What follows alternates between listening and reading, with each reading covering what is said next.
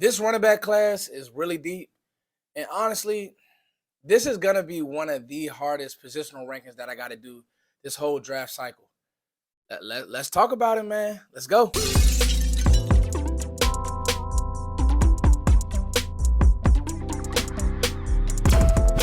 Yo, what's going on, guys? Foots here. Draft season is amongst us. Um, I got the white flowers up for my grandmother. Again, thank you guys so much. What she would want me to do is do exactly what I'm doing now. She used to watch me on the screen. And so, like, that's what I'm gonna keep doing. I'm gonna keep working. We're talking running backs here today, y'all. And these five, this was a very, very hard decision. And honestly, when you think about the running back position, it's making a comeback. You talk about guys like Jahmyr Gibbs. You talk about guys like Bijan Robinson.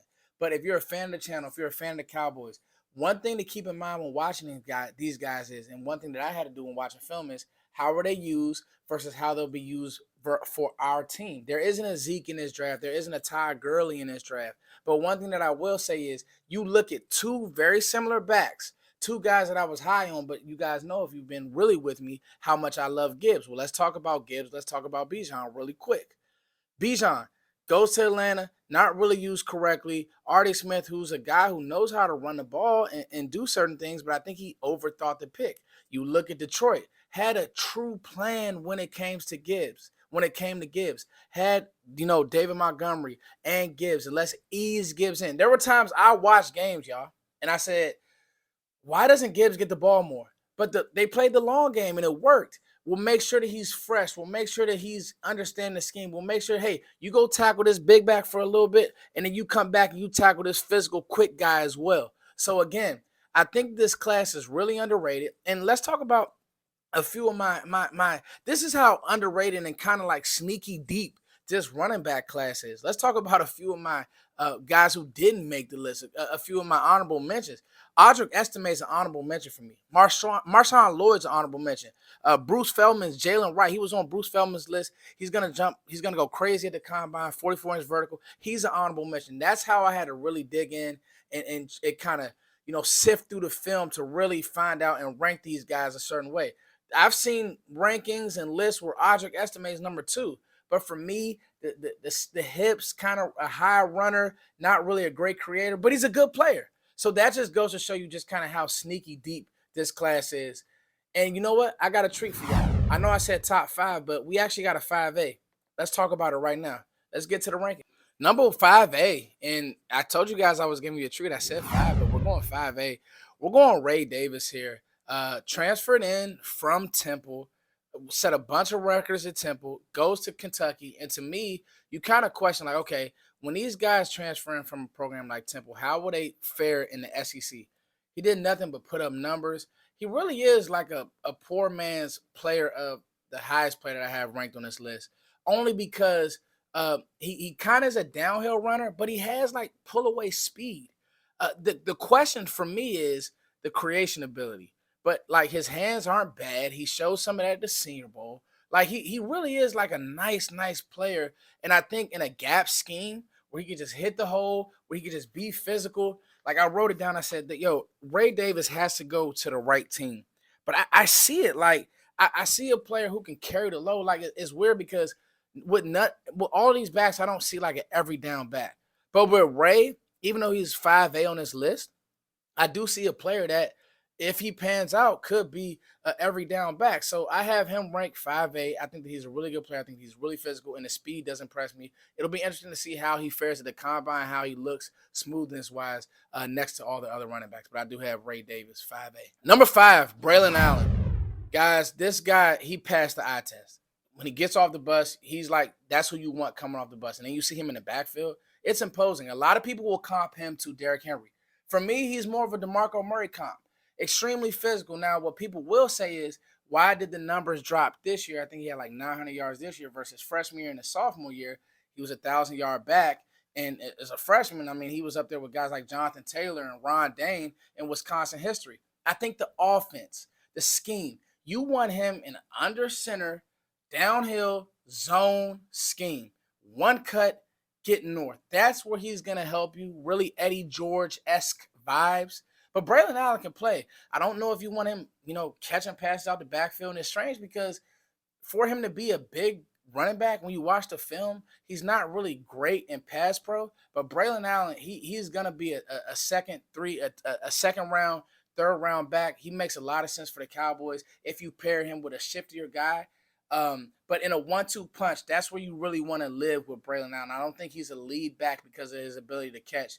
It just isn't quite there. Number 4, Oregon running back Bucky Irving. Now he transferred in from from Minnesota, another Big Ten team. And this is a guy's like, why did you go to Minnesota? You should have been on the West Coast the whole time. Like, you deserve to be in a West Coast, like just that Cali vibe. You give me that Cali, Oregon, West Coast type fun player. And he is extremely fun. Like, when you watch him, you get, to me, a more polished version and probably a little bit of a slower version of like Devon Achane. Devon Achane last year, he goes to Mike McDaniel. They had a plan for him. When you draft Bucky Irving, have a plan for this guy. He's a mismatch nightmare, but he's also a really good runner. Like, just because he is thin-framed, 195, 5'10", he will stick his nose in there. Go watch the Washington tape. That was the game that I said, man, I really need to dig into all of his film. Gap scheme runs. And when their other running back got hurt, he really carried the load and didn't miss a beat. So Bucky Irving is my number 4 back. I'll be honest with you. I don't think he gets out the second round just because the qualities, the pass catching ability, and like that Alvin Kamara vibe, it's too high. I like Bucky Irving a lot. Number 3, Texas running back Jonathon Brooks. To me, he would be number 1 had he had more film on him. He just doesn't have a lot of football played. Like, he hasn't played a lot of football, and the injury this year. They're saying he should be ready for training camp. Obviously, he's not going to be able to test. But, guys, I got to tell you, I don't think there's any way he gets past the 3rd round, even with the knee injury this year. The way that guys do, recover. Some of the guys on this list have had injuries like this, but he has the goods. The vision, the agility. I wrote down vision, agility, and circled it. This guy can play, man. You watch the Alabama tape, the first game of the season. He has it. Like, he legit has it. It's just, how's he going to recover? That's what we don't know. He's not Bijan Robinson-esque. He's right there. I think he's better than Roschon Johnson. I don't know if he had to wait his turn. Texas fans talk to him, but Jonathon Brooks might be the player that the Cowboys target because they love those injury guys that they can take a shot on. But I can't even say that I'll be mad on him because with the sample size and maybe they look at that and say there isn't a lot of tread on the tires. There's still more to be desired. But I'll leave it like this. This is how I conclude Jonathon Brooks. I literally wanted to see more when I watched the game film because I ran out of games to watch. He's a really, really good player. And you can intertwine him with any of these next 2 top 1 because he is that good. Jonathon Brooks, running back. Number 2, if you guys follow me, you know how much I love Blake Corum. I know him personally, but this isn't just because I know him personally. I've watched the grind. I know the kid. This is a guy who, lived in Virginia, would get up 5 a.m, run miles. He's gonna do whatever it takes. They run a Michigan mile with Harbaugh. It's a different type of running back when there's 8 in the box, 9 in the box. Everybody knows you're getting the ball.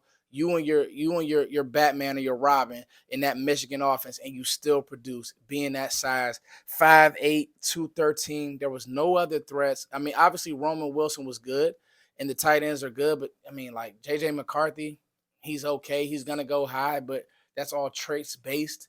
But the offense was the running game. They wanted to maul you, and you had to have that type of grit. And watch the Alabama game, 258 carries this year, 1,200 yards. Blake Corum, don't look at his height. Look at his build. Look at his body. Look how he's able to finish games. He literally finished Alabama. Then he comes in, has a good game against Washington. The Ohio State game, everybody knows he's getting the ball. He still has to fight through it. When he gets to the NFL, it's not going to be like that. You pair him with another back, and you want him to come. I think I liken him to a Jahmyr Gibbs. He's not as explosive as Jahmyr Gibbs, but you pair him with another back, and the same way that they rolled, they would. It's almost like having 2 shooting point guards. You got it this game. Next game, you got it. And that's kind of like what the Lions did with their plan. I think that the Cowboys have to come in, and the beauty is in the details. If you have a guy like this, you pair him, let's say you bring Pollard back or you get somebody in free agency, and you pair those two, and you have two guys with juice who are physical, like capital P physical when it comes to Blake Corum. And that's why he's my number 2. Some of that stuff you just can't coach. Some of that stuff, does he got it? Is he going to tap the dirt? He doesn't. He's that type of kid. He wanted to come back this year to win a championship. Blake Corum, my number 2 running back ranking. Some of that stuff got to be in here, man. Number 1, Trey Benson.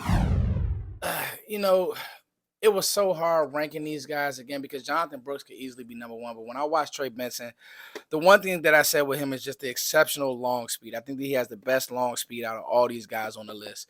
Trey Benson has the best long speed. 15 touchdowns last year. His frame, like I don't know, he can't have any body fat. He's rocked up. Like the dude is he looks like a thug out there, right? To me, when I watch him play, I say when he wasn't out there for Florida State, they looked like a totally different offense. Obviously, the quarterback got hurt, but when I watched him and all of those Florida State guys, I mean, you look at Keon Coleman, like Norvell did a great job of just having these guys ready to go. When I watched Benson, the vision, the speed, I think one thing that I said about Estime that I didn't like was the creativity. One thing that I do like about Benson is he's very creative as a runner.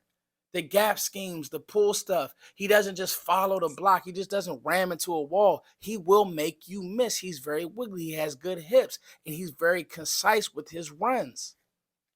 Trey Benson, my number 1 running back in this class. The only weakness that I have was pass pro, and at times he had drops. But other than that, Trey Benson to me, I mean, in other classes, he'd probably be like a 3rd. He's going to go high 2, maybe sneak in the 1st round. I doubt it. But, running backs are making a comeback, and I think this guy, I like Trey Benson a lot. I mean, to be honest with you, he reminds me a lot of a guy who's killed the Cowboys for a long time, y'all. And I'm not even going to mention his name. I'm just let you guys know that he plays for the Packers. He's that type of running back, compact, loaded, he does everything pretty well. I'm not going to mention his name because he's killed us so many years. I don't even want to talk about that Packers game anymore. All right. If you're a fan of the channel, if you're a fan of me, more draft content coming. Thank you guys for sticking in there with me. You guys make this channel grow. You guys make this channel go. 2024 draft, running back draft rankings. I hope you guys enjoyed it. Let me know your rankings. Put them in the comments. As always, thank you guys for liking, sharing, and subscribing. It's your boy Foots. Peace.